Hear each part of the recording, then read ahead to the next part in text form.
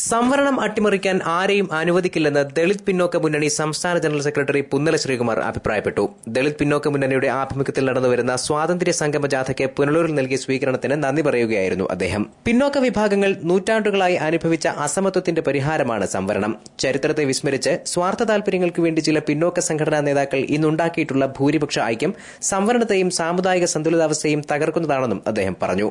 KGKS നേതാവ് കരവാളൂർ സുരേഷിന്റെ അധ്യക്ഷതയിൽ ചേർന്ന യോഗത്തിൽ പിന്നോക്ക മുന്നണി സംസ്ഥാന പ്രസിഡന്റ് വി ദിനകരൻ XMLA, ഖജാൻജി Vishnupuram Chandrashekhar, working president S Kuttappan Chettiyar, VV Karunakaran, doctor Pachallur Ashokan, Baiju Kalashala, PK Rajan തുടങ്ങിയവർ സംസാരിച്ചു.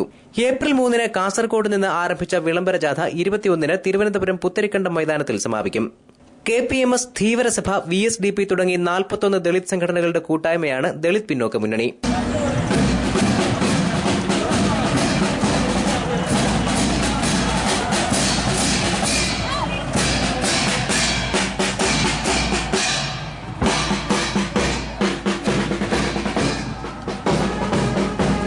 News bureau, Punalur.